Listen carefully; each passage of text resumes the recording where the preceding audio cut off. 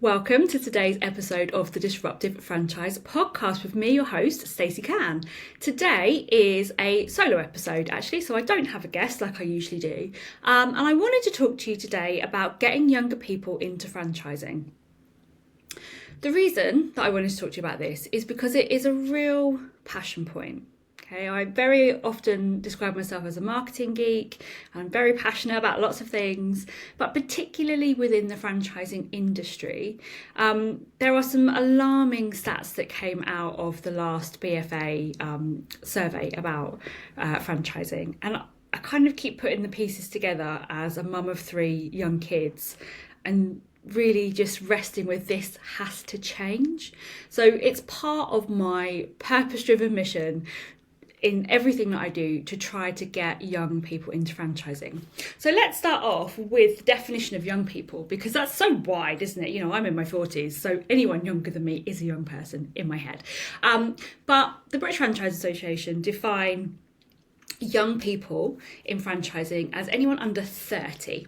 So if you're under 30 years old, you are a young person in franchising. When I joined franchising, I was actually 32 or 33? 32.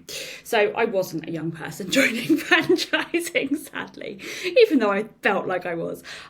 Why is it important? Well, the average age of a franchisee at the moment, as we record this in 2025, is around about 50 years old. And with an ageing population, that's not a terrible thing. There are lots of people over 50. I think a big reason why a lot of people get into franchising is they've had their career or something big has happened in their life and they've decided to either take a pot of money that they've collected and invest in themselves. Maybe they've been made redundant and taken the redundancy and bought a franchise. Or maybe they've just decided, you know, for example, leave teaching, leave the NHS and do something different with my life. So there are lots of reasons why it's an older demographic that joins franchising rather than a younger one. But I think also a lot of it comes down to perception of the industry.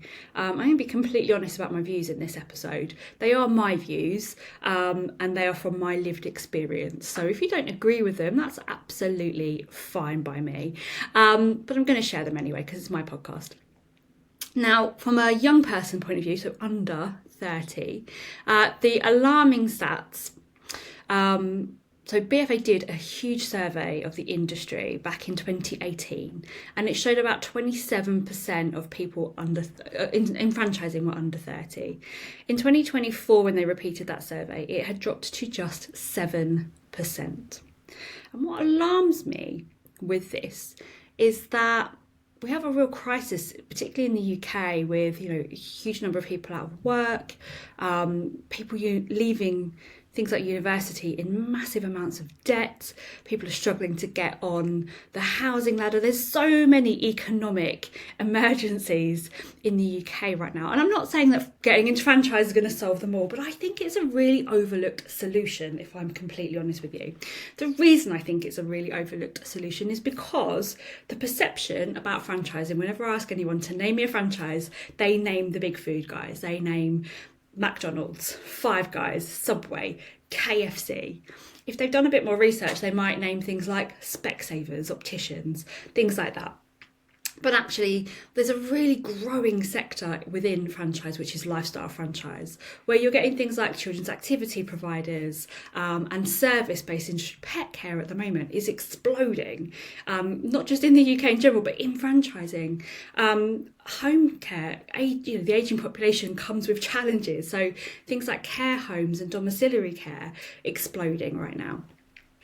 But what's happening with our youth is we're not teaching them that franchise is a viable option. And I'm part of lots and lots of different conversations around this in various different pockets of the industry and outside the industry.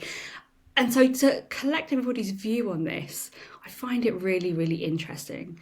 I think the biggest issue for me is that we're not telling young people about franchising. So when I was in school forever ago, I told my A-level teachers that I wanted to go and do marketing. and they had no idea what marketing was at school. I did a media A-level, I did a drama A-level, and I did an English lit A-level. And they were like, why don't you just go and do English? Like, no, I want to do business. Well, then do business. No, I want to do creative business. I want to do marketing. They didn't really understand it. And therefore, nobody at school could advise me. And I had enough tenacity to go and research it for myself. So that's just marketing. And marketing's huge. We all know what marketing is.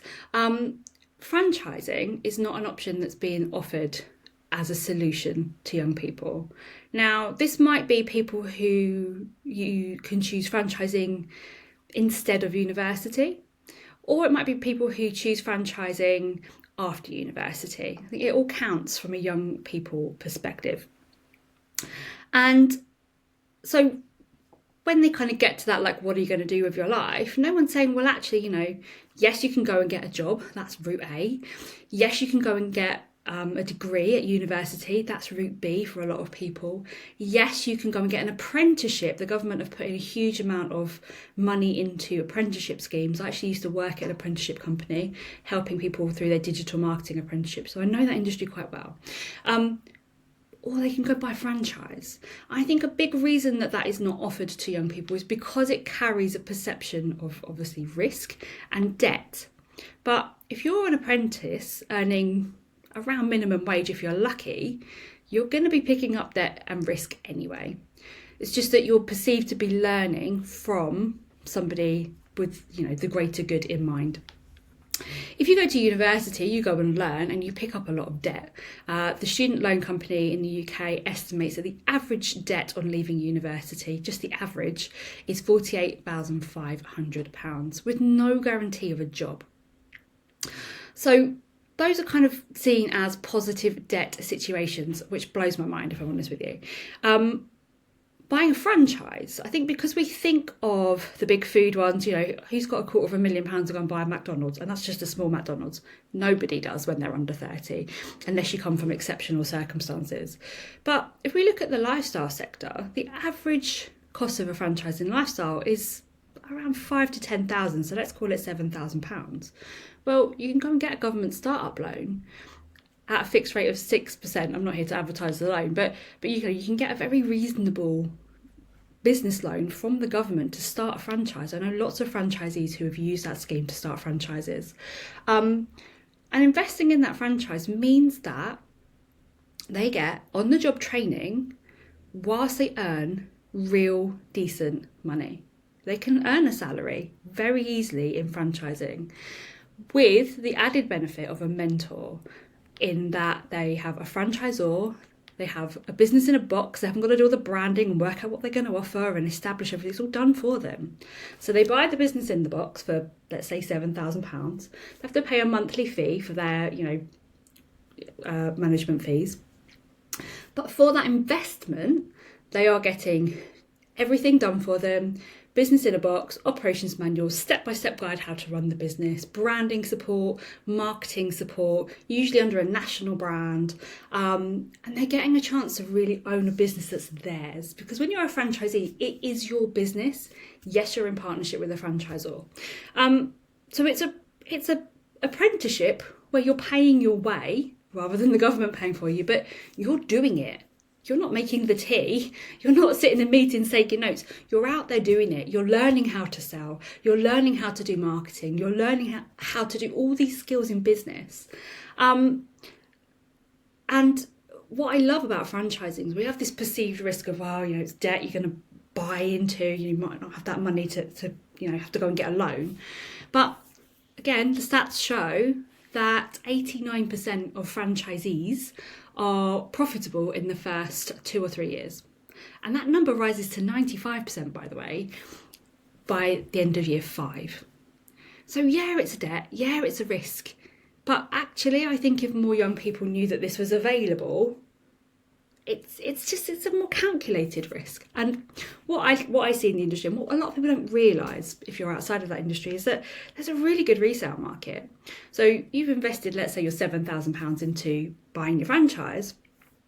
Well, maybe 5 years down the line, you've learned enough skills, you've got the ideas for yourself, and you actually want to go and take the skills that you've learned, go do your own business.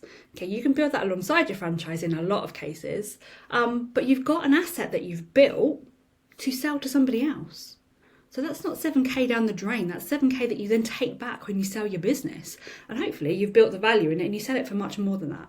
So you're building an asset while having a salary that then sets you up for something else. You know, do you take that profit and put it into deposit for a house? Do you take that profit and put it into a new business venture and make more money? So this is why I'm so passionate about getting these younger people to know about franchising, because I just think it's such a good option. And I think a lot of business gurus out there, but don't buy into franchise, you don't own it.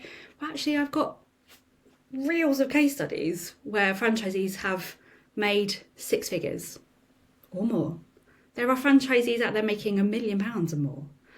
So yeah, maybe you don't own the brand originally, maybe it wasn't yours to start with, but you do have real ownership in a franchise and you do have real viable experience to go and build your own thing if you want to later down the line. The other thing about franchise as well that very often happens is that the franchisor eventually goes, oh, well, do you know what, I've done this business for X amount of time, I want to retire or I want to exit the business. So I know so many franchisees who actually bought their franchise and became the franchisor and then owned the empire.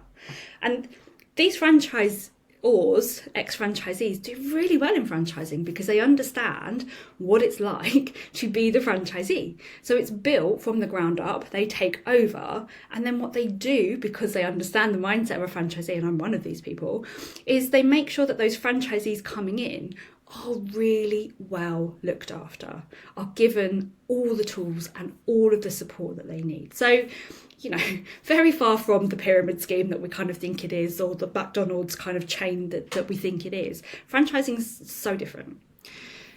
And I think a big problem in pulling people into franchise, I think there's 2 kind of main issues that I want to address. The first one is that it's getting easier to start a business.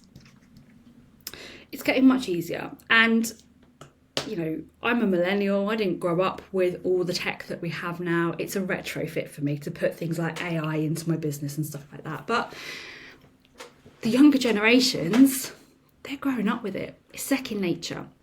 It's never been easier to start a business. We've got this online space. I can start a business tomorrow with £0 in my bank account. I can call it a business and I can go hell for leather on sales if I'm really good at sales, and I can get customers in. I can start that business tomorrow from zero. We've never lived in an age like that because, when I was much younger, to start a business meant that you probably had a bricks and mortar business. It meant you had to have the money from the bank. You had to have an amount of capital to expend into your business. So the CapEx has to go in. You've got to invest in staff. You've got to take out big business loans. And there's a huge amount of risk attached to all of that. But for some reason, and I don't make this necessarily right, but for some reason what actually happens with an online business, I'm just going to start now. I'm going to get AI to build my website. I'm going to outsource to a VA to do all the tech stuff. I'm going to get somebody to do my sales for me. It all adds cost and complexity. Or you just get a van, you get yourself a website, buy a ladder, bucket, you're a window cleaner. It's so easy to start a business now. And so is this something that puts people off investing in a franchise? Well, possibly, yes. We have to be honest about it. There is also, we're not textbooks, we're people. There's also a whole load of people that wouldn't ever have the confidence to do that. And this is where franchising will always exist. For those people who don't have the idea but want to do the business. When I invested in franchising in my early 30s, I had all the skills. I just didn't have the confidence, because my confidence had been shattered in corporate. I didn't have the confidence to go it alone. And when you buy into a franchise, you don't just buy the package. You get a network of support. You get loads of other franchisees who know what it's like to be you. And this is also part of why franchising is so successful. So there's a 99.5% success rate for franchise versus 56 or 58% as an independent business. So about half of new businesses, independent businesses, fail in the first couple of years, versus franchisees that don't, because you've got a proven business model, you've got all the steps. So for me, although I could have gone and started my own thing, I chose a franchise for all of the benefits of franchising. So it's getting easier to start a business. Maybe that younger generation are just opting to try themselves. Absolutely nothing wrong with that. They will be future franchisors. It's not a bad thing. But I don't believe, if I'm completely honest, that tech savvy generation is ever going to wipe out the need for franchising. I really don't. Because once you start to build your own business, you realise how hard it is. It's really hard. And a big reason why a lot of those businesses tend to fail is the mindset. So the younger generations are blessed with being taught about things like growth mindset. I didn't know about growth mindset when I was even in my 30s, if I'm honest with you. But they're educated that way. They are not looking at failure as a end of the world thing. They're looking at failure as just a step towards success. So they're more predisposed to be curious, and they're more predisposed to use the tech around them to start their own thing. And maybe that's why there's been a dip. Maybe also, since COVID in the last 5 years, since that last survey was done, workplaces are more flexible. But we're now starting to see a turnaround in that. We're starting to see businesses actually really want their employees in the office again, rather than working from home and doing their own thing. So there's a shift there as well. But maybe some of that is responsible. I do understand that. But I think the main reason that we're not getting those younger people into franchising is perception. The perception of the industry. I studied marketing and business at uni. We had a module on franchising, and all right, I'm a bit of a dinosaur here, but the module on franchise, we didn't learn about social media. It didn't exist back then. But the module on franchising was very much about how to make your business global, and the big corporate franchises like the food industry and things like that. If we're not teaching that at business degree level, we've got trouble in terms of trying to get people to understand what that industry is. I know a huge number of franchisors who also feel very passionately about this, and what they do is they spend their time volunteering in local universities and colleges. So a huge amount of franchisors will spend their time going into their local education centres and talking to the students about franchising. And this warms my heart, all of the time. I see this all of the time, and I love it because it's a great thing to do in that local community to help really, really get the message across about what franchising is at ground level, which is great. But of course, you can only affect the people that are in that room. And I think that really and truly the franchise industry, it's come a long way, from a perception point of view. And there are lots of different people that do lots of amazing things to kind of help that. Things like being at Ideas Fest this year to, spread that message of franchising to, different generations of business owners. Brilliant. But we're still not really educating those younger people under 30, unless they're at that kind of event and therefore are already predisposed to be entrepreneurial and start their own thing. We're not teaching them that actually franchising, maybe it's not a sexy thing to do, but it's liberating. It will change their lives. It will give them the skills that they need. And so I kind of wonder, I don't have the answer, but I kind of wonder if we need a do-over, a complete rebrand. Why not? Throw it all in there. Do we need a do-over, though, about, what people understand franchising to be? Because very widely people understand apprenticeships. But I spoke to a very well-known business influencer recently, and his perception of franchising was completely different, because he was quite against it, if I'm honest, and he has talked publicly about this.